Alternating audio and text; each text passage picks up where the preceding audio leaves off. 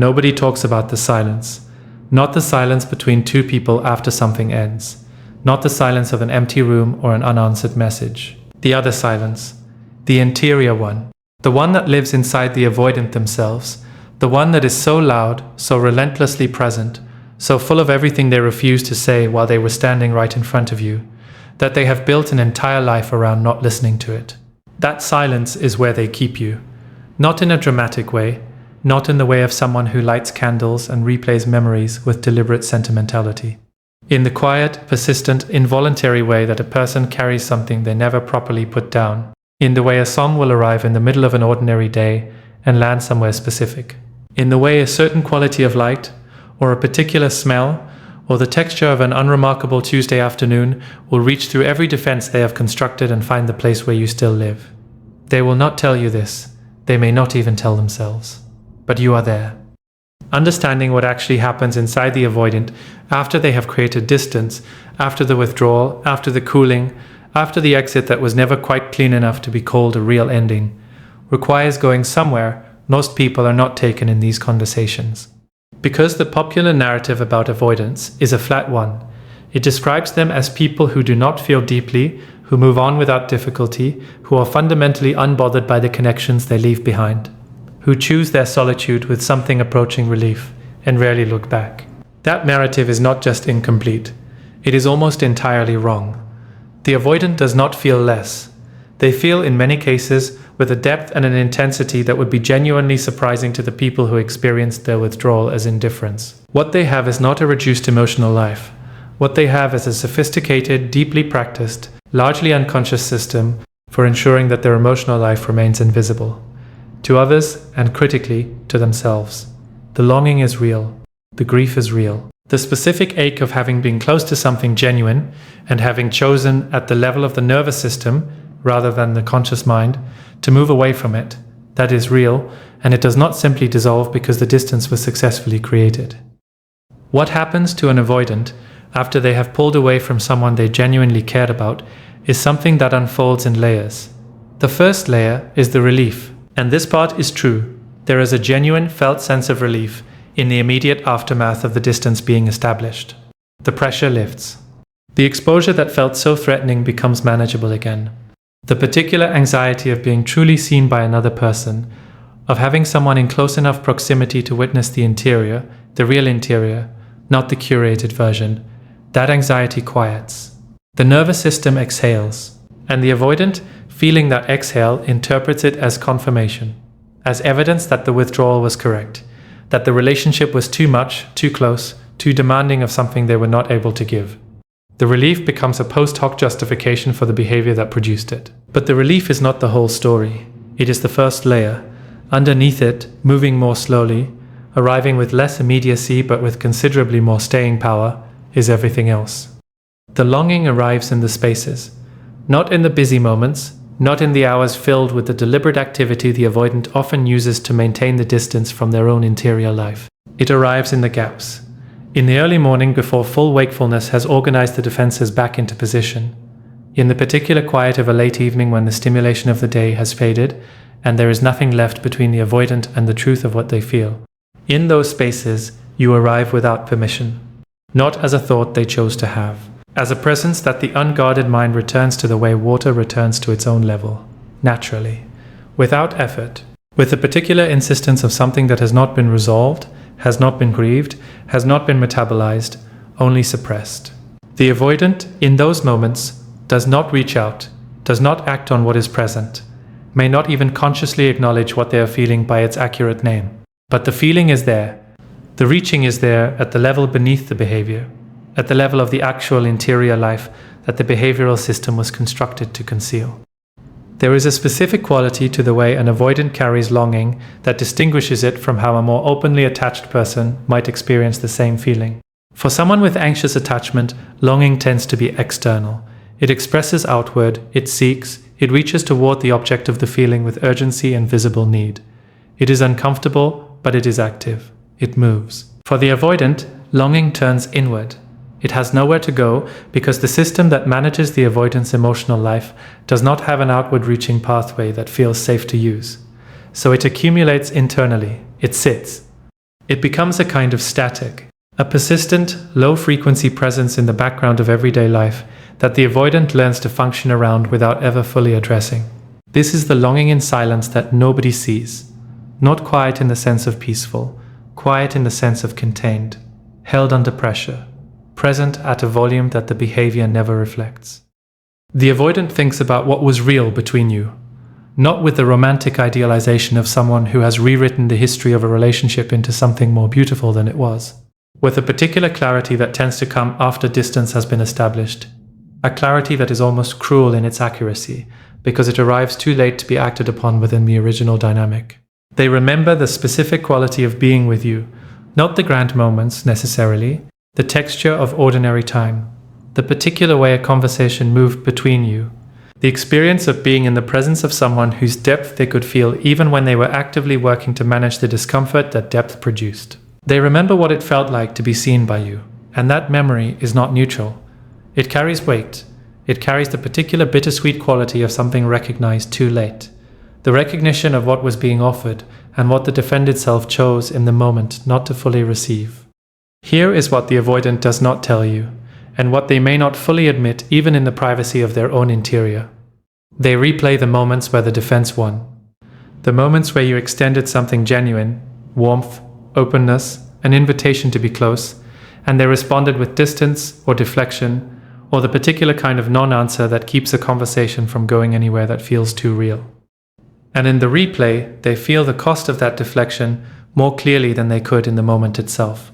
Because in the moment, the defense was doing its job.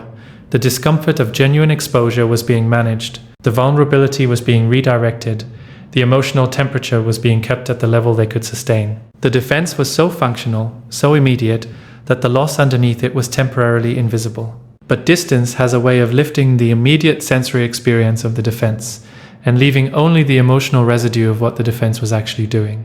And what the defense was doing, in each of those moments, was choosing safety over you. And in the quieter, less defended hours after separation, that choice tends to feel considerably less like safety and considerably more like loss. The avoidant grieves differently. This matters, and it tends not to be understood by the people who love them. Because the absence of visible grief, the fact that the avoidant appears to move through the ending of something significant without the obvious markers of pain, is frequently interpreted as confirmation that the connection was not important to them, that they did not feel what you felt, that the relationship mattered to you in a way it simply did not matter to them. But the absence of visible grief is a behavioral fact, not an emotional one. It describes what is expressed, not what is felt. The avoidant has, over a lifetime of practice, developed a highly efficient system for ensuring that emotional pain does not become externally visible. Not because the pain is not there, but because visibility, emotional visibility, the display of genuine hurt or need or longing, was never established as a safe option. The grief goes underground. It gets processed to the extent that it gets processed at all. In private, in the silence, in the hours nobody sees. In the interior life that the avoidant guards with the same consistent vigilance they apply to all genuine feeling. And sometimes it does not get processed at all. It gets stored. Added to the accumulating weight of unacknowledged emotional experience that the avoidant carries through subsequent relationships, through subsequent exits, through the recurring pattern of building walls and then standing behind them wondering distantly why everything feels so managed and so empty. What the avoidant longs for, specifically, is worth naming, because it is not a generic longing for connection. It is not the free-floating wish for intimacy that might be addressed by any willing person who comes along. It is specific. It is textured. It is the particular experience of being with someone whose presence made something in them go quiet, not the anxious quiet of actually being held, of actually being in proximity to someone whose groundedness allowed their own restlessness to briefly, impermanently settle. That specific experience is not common. It is not something the avoidant had access to in most of their relational history. And having had even a glimpse of it, even through the compromised and intermittent channel of an avoidant dynamic, means that the absence of it is felt with a specificity that generic connection cannot address. They are not longing for someone. They are longing with a precision that they may never articulate for the particular quality of being that you brought. The specific frequency of your presence. The way you made the interior of a moment feel different, more real, more spacious, more worth inhabiting, simply by being fully in it yourself. And they will not come back for it, not most of them, not in the way the longing might seem to demand, because the longing exists in the same interior space as the fear, and the fear is the older resident. The fear has been there longer, has deeper roots, has a more established claim on how the avoidant navigates any situation that would require them to make themselves emotionally vulnerable. The longing says go back. The fear says remember why you left. And the fear speaks in the language of survival, in the register of the nervous system, in the vocabulary of every early experience that taught the avoidant that reaching toward what you want only creates a more precisely targeted loss. So the longing stays where it is, in the silence, in the interior, in the unacted upon feeling of someone who is missing you in a language they have never learned to speak aloud. This is the part that tends to be the hardest to sit with, not the understanding that they are gone, not even the understanding that they may not return, but the understanding that they are carrying you, quietly, privately, with a depth that their behavior never reflected, and that this carrying is happening in a space that you will never have direct access to. There is grief in that, the grief of knowing that the connection was real on both sides, that the feeling was mutual in ways that the dynamic never allowed to be fully expressed, and that the architecture of the avoidance fear was more powerful than the reality of what existed between you. That is a specific kind of almost, not the almost of something that was never quite there, the almost of something that was genuinely there and genuinely insufficient. Insufficient not in content, but in the structural capacity of one person to let it be what it actually was. But here is what that almost does not mean. It does not mean you should wait. It does not mean the longing in their silence is a signal that something is coming, a change of heart, an arrival of the readiness they did not have, a future moment where the fear finally yields to the feeling and they return with everything they could not offer before. It may happen, for some avoidance, in some circumstances, with the right internal and external catalysts, the pattern does shift, the walls do come down, the capacity for genuine intimacy does develop in someone who spent decades protecting themselves from it. That is a real possibility. But it is not a plan. It is not a reason to keep a part of yourself waiting at a door that the avoidant may or may not ever choose to walk back through. Your life is not a waiting room. Your love is not a layaway item being held for someone who has not yet decided whether they are ready to claim it. The silence in which the avoidant carries their longing for you is their experience to navigate, their interior work to do or not do, their choice to let the feeling stay underground or find the courage eventually to bring it into the air. What belongs to you is different. What belongs to you is the knowledge that what you offered was real and it landed, and it lives in another person with more permanence than their behavior suggested. That is not a small thing. That is evidence that you loved in a way that leaves a mark, not a wound, but an impression. The kind that changes the topography of a person's interior, even when they are doing everything in their power to pretend it has not. You changed something in them. Even in leaving, even in the impossible architecture of a dynamic that could never quite become what it should have been. And you did it by simply being exactly, completely, honestly yourself. That is not nothing. That is, in fact, everything. There is something worth sitting with about the specific nature of what the avoidance suppresses when they suppress the longing. Because suppression is not the same as absence. It is not the erasure of a feeling. It is the active, energy-consuming work of keeping a feeling from reaching the surface, from becoming visible, from becoming actionable, from becoming the kind of present reality that would require a response. And that work is exhausting. Even when it is unconscious, even when the avoidant has been doing it for so long that it no longer registers as effort. The psyche does not get to suppress genuine feeling for free. There is always a cost, and the cost tends to show up not in the place where the suppression is happening, but somewhere adjacent, in a generalized flatness, in a low-grade restlessness that does not attach itself to any obvious cause. In the recurring sense that something is missing without the clarity of being able to name what that something is. The avoidant lives with that cost, carries it through their days, mistakes it, often, for a personality trait rather than a symptom, calls it introversion or independence, or simply being someone who does not need much from other people, builds an identity around the very thing that is quietly hollowing them out. What they are suppressing, specifically, when they suppress the longing for you, is not just the desire for your presence, it is the desire for what your presence represented. And what your presence represented was the possibility of a self that did not have to be so defended. A version of their own interior life that could be inhabited honestly, without the constant management, without the perpetual low-level vigilance of someone who has decided that being known is too dangerous to allow. You represented the possibility of rest. Not physical rest, the deeper kind, the rest of a psyche that is no longer required to maintain the performance of not needing. The rest of someone who can put down the work of being self-sufficient as a survival strategy and simply exist in the presence of another person without calculating the risk at every moment. They felt that possibility with you, even briefly, even through the interference of their own fear. There were moments, and they remember these moments, even if they would never describe them this way, where the performance stopped, where something in them went quiet, in the specific way that only happens when a person feels genuinely, unexpectedly safe. Not the safety of no risk, the safety of being with someone whose presence itself communicated, you do not have to manage yourself here. Those moments were real, and they were frightening precisely because of how real they were. Because real safety, for the avoidant, has a way of feeling indistinguishable from real danger. The nervous system, having been calibrated in environments where openness was not rewarded, reads genuine safety as a potential trap.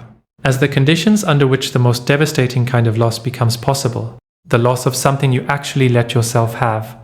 So the longing that lives in their silence is not simple. It is not the clean, unambiguous longing of someone who wants something and is choosing not to pursue it. It is a layered, contradictory, uncomfortable longing that exists simultaneously with the fear that produced the distance. They long for you and they are relieved to be away from you. They miss the specific quality of being with you and they are grateful for the reduction in exposure. They want what you represented and they are terrified of what claiming it would require.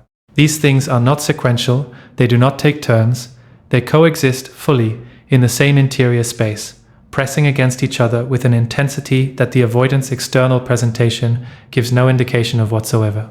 That coexistence is the actual texture of the avoidance interior life in the aftermath of something real.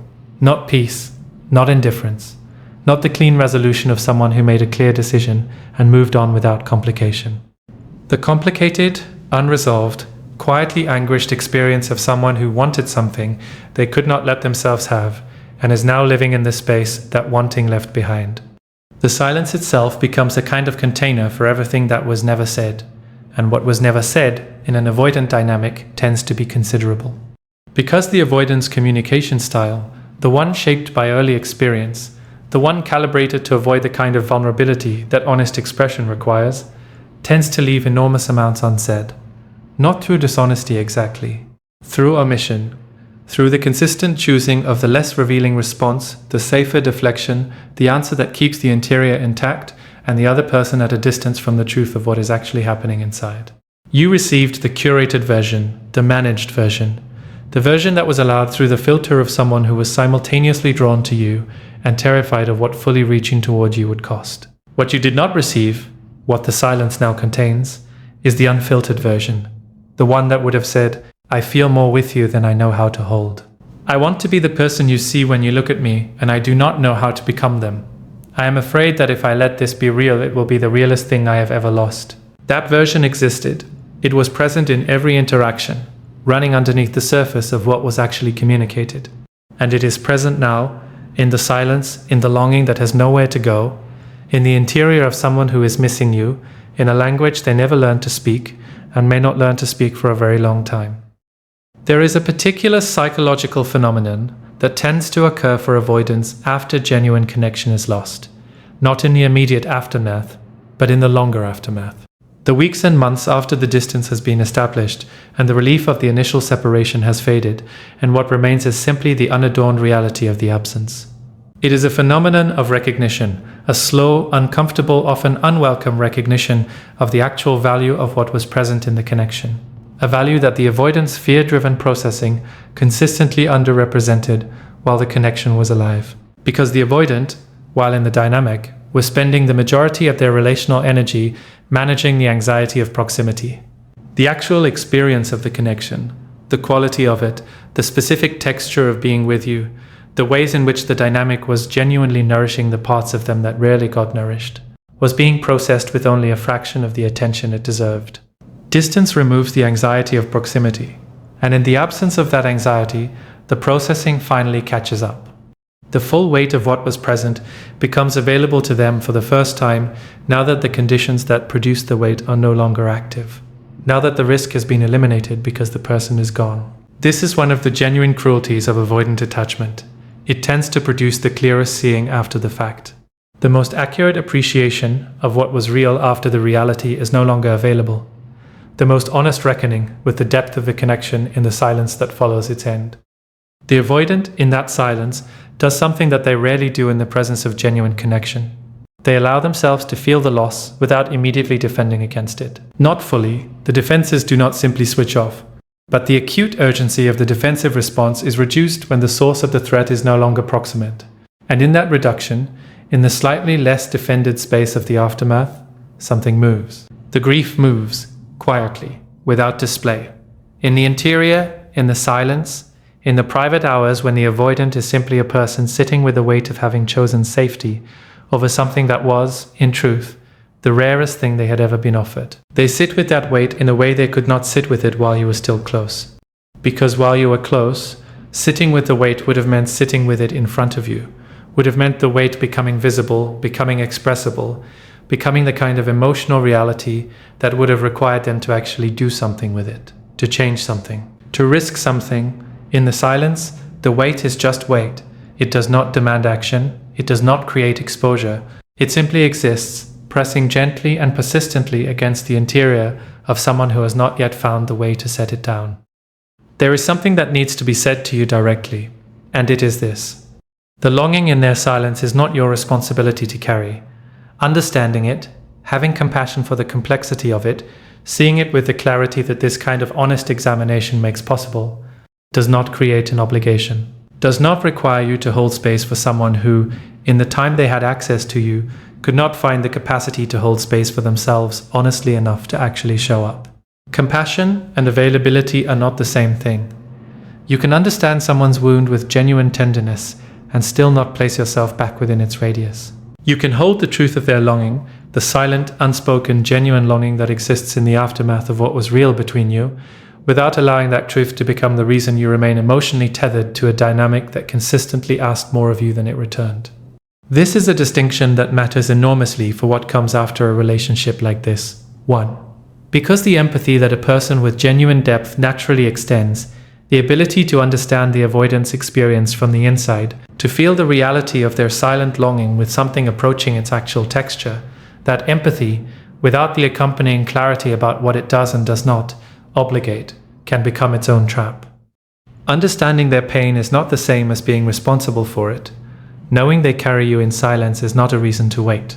Feeling the reality of their longing with genuine compassion is not an instruction to make yourself available to another chapter of a dynamic that has already shown you its fundamental shape. The fundamental shape was this: they felt deeply and expressed minimally. They longed privately and withheld publicly. They wanted the connection and consistently prioritized the management of their own fear over the nourishment of what was growing between you. And that shape, that specific, consistent, pattern-level shape, was not a series of individual failures. It was not a collection of bad days or unfortunate moments or missed connections that might have gone differently with slightly different timing. It was the structure, the actual load-bearing architecture of how they exist in intimate relationship. And structures do not change because the person on the other side of them is extraordinary enough, patient enough, loving enough, or clear-eyed enough to deserve better. They change when the person living inside them decides, with the full weight of genuine, sustained intention, to do the work of rebuilding. The longing in their silence may be the beginning of that decision. It may be the first quiet pressure that eventually builds toward the recognition that the cost of the defense is greater than the cost of the wound it was built to prevent. That the emptiness of a life organized around not feeling is heavier than the specific vulnerability of actually letting someone in. That recognition, if it comes, will come on its own timeline, in its own conditions, through its own process. It will not be hurried by your availability or your absence. It will not be produced by your patience or prevented by your departure. It belongs entirely to them, to the interior work that only they can choose to do or not do. And your life, the full, real, continuing life that deserves your full, real, continuing presence, cannot be held in suspension waiting for someone else's interior work to complete. What you are owed in the wake of this is your own clarity, The same quality of clear-eyed seeing that you are capable of extending toward the avoidance experience, extending that toward yourself. Toward the specific ways this dynamic affected you, the places where the longing you were living around quietly shaped your own behavior. The ways in which the effort of loving someone who was unavailable may have drawn you away from the simpler, more sustainable work of continuing to develop your own interior life. Because while you were reaching towards someone who was present in their longing and absent in their expression of it, there were parts of your own experience that were not fully attended to, parts of your own growth that were rerouted into the project of the connection, parts of your own emotional life that were organized, however subtly, around the rhythm of the avoidance availability, rather than the rhythm of your own genuine needs. The returning to those parts is the actual work of this aftermath, not the analysis of the avoidant psychology, though that analysis has its place in making sense of what happened. The returning to the thread of your own life, your own becoming, your own direction, your own interior landscape, as the primary subject of your attention. The avoidant is longing for you in silence, and you get to be loud, not performatively, not as a reaction to their silence, but in the natural, unguarded, fully inhabited way of someone who is no longer organizing their emotional expression around another person's capacity to receive it. You get to want openly, grieve openly, grow openly, move forward in the full, visible, unmanaged way of someone who does not have a lifetime of defended silence to maintain. The thing about carrying someone who will not carry themselves, who will not carry their own emotional truth into the open air, where it might actually become something, is that it has a particular texture that is difficult to describe to someone who has not experienced it. It is not the clean weight of loving someone who loves you back visibly. It is not the obvious burden of a relationship that is clearly wrong. It is the specific disorienting weight of loving someone who is simultaneously present and absent, who is there, physically, relationally, in the technical sense of still being in contact, and yet consistently unavailable at the precise depth where the connection was supposed to live. That weight does not announce itself, it accumulates, it adds itself, increment by increment, to the daily experience of being in the dynamic. Each unanswered emotional bid, each deflected moment of genuine closeness, each instance of warmth being met with a subtle but unmistakable cooling, until the person carrying it has become so accustomed to the load that they no longer remember what it felt like to move without it. That is what chronic emotional unavailability does to the person on the receiving end of it. It normalizes itself. It gradually redefines what relationship feels like from the inside, until the constant low-grade effort of trying to reach someone who keeps finding ways to remain just out of reach begins to feel like simply what love is, what love costs, what love requires. It does not. That is not the cost of love. That is the cost of a specific dynamic. And those two things are not the same. The avoidant, in their silence, is sitting with something they have never fully had to sit with before. Because the exit, the distance, the withdrawal, whatever form the separation took, removed the immediate pressure of the dynamic, removed the constant low-level management of their own fear in the presence of genuine connection. And in the absence of that pressure, what remains is the unmediated experience of the loss itself. And loss for the avoidant is a particularly complex territory, because loss was the original wound. Loss, or the anticipation of it, the bracing for it, the certainty at some deep level that it was always coming, was the very thing the entire defensive architecture was built to prevent. The avoidant did not build their walls out of indifference.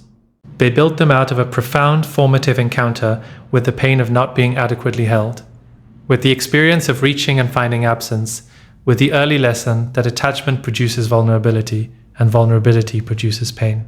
So when the loss arrives, when the very thing the defense was constructed to prevent happens anyway, as it always does, because the defense that prevents loss also prevents the kind of genuine connection that makes loss survivable, the avoidant is not experiencing something new. They are experiencing the confirmation of the oldest belief they carry. This is what happens.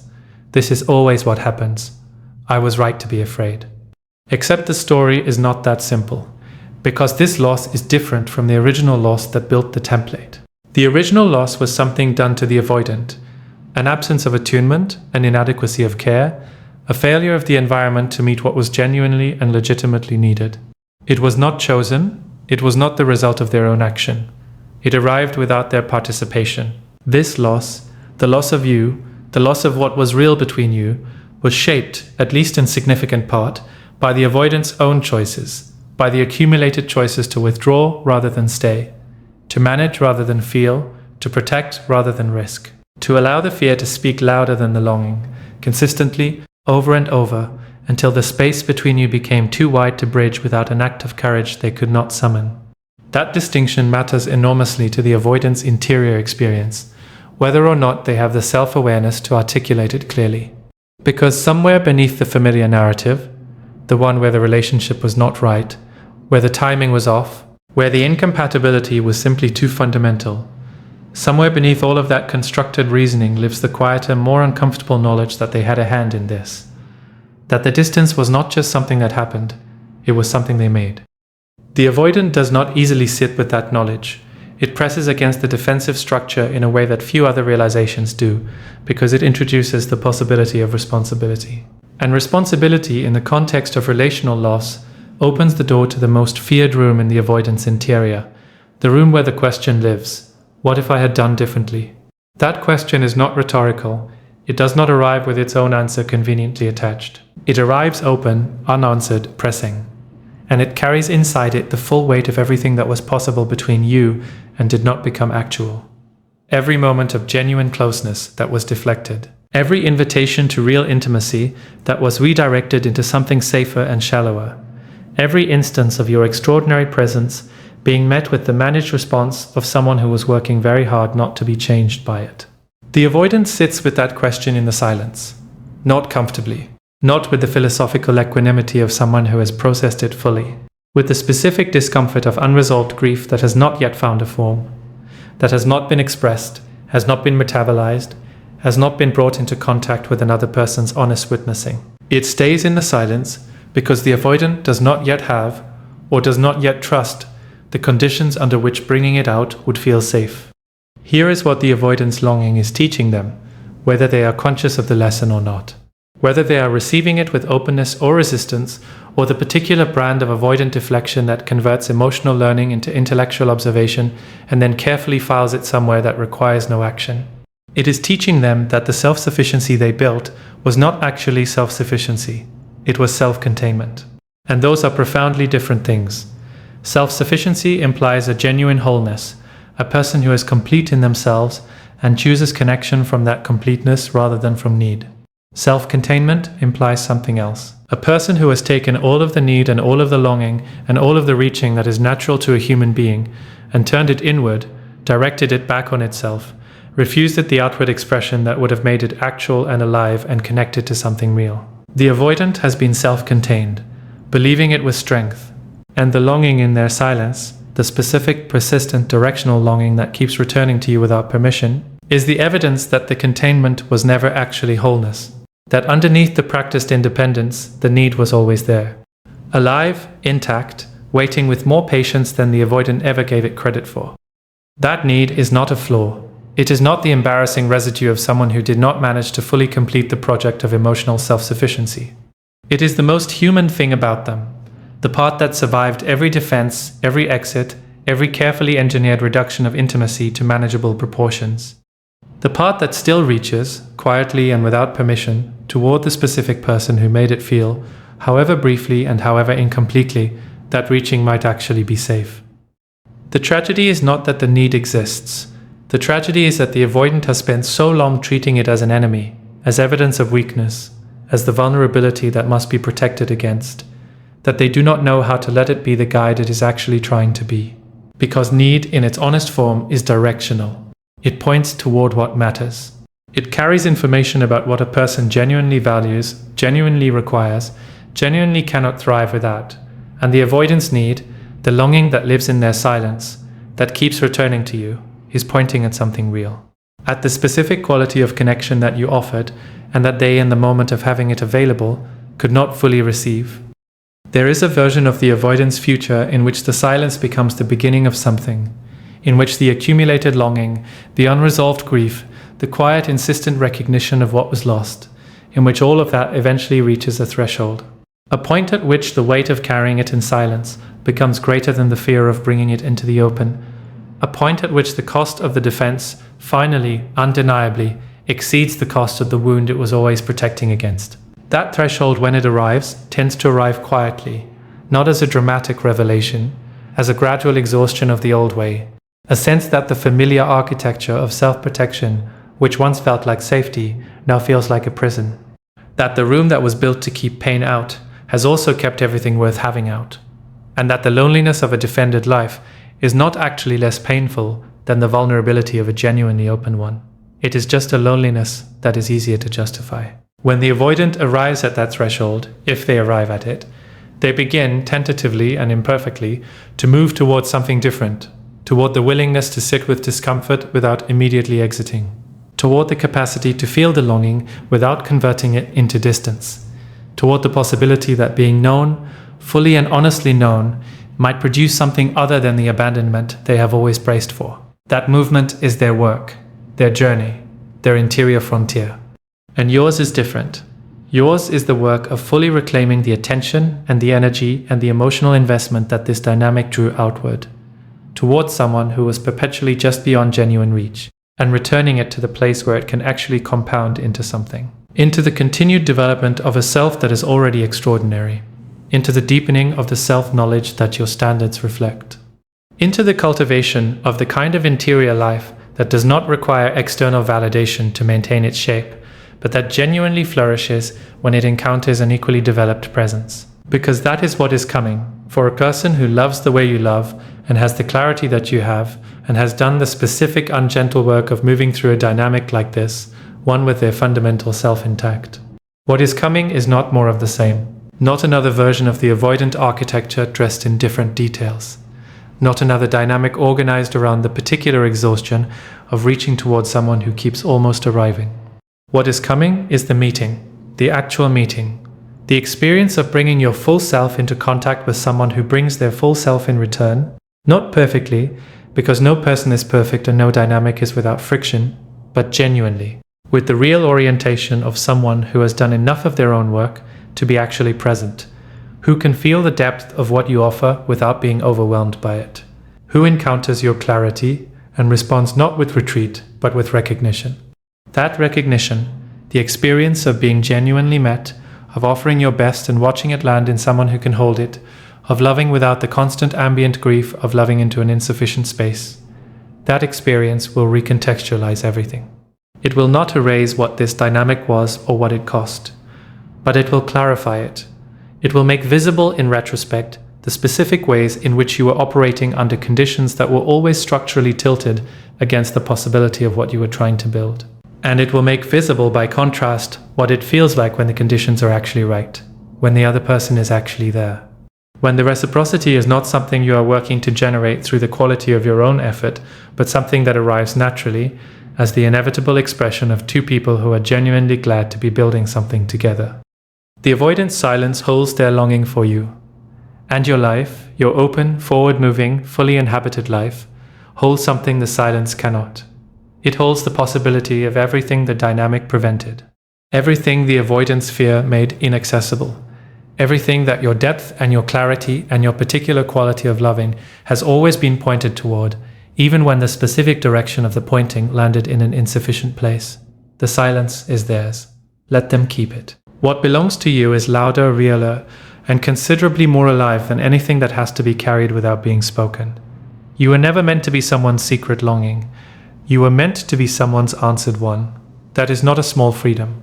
After a dynamic that required so much careful calibration of self, so much quiet adjustment of presence to fit within the boundaries of what the avoidant could tolerate, the freedom to simply be, without the constant background monitoring of how that being is landing, that freedom is enormous. Step into it, not because the avoidant's longing is not real, but because yours is real too, and unlike theirs, yours does not have to stay silent.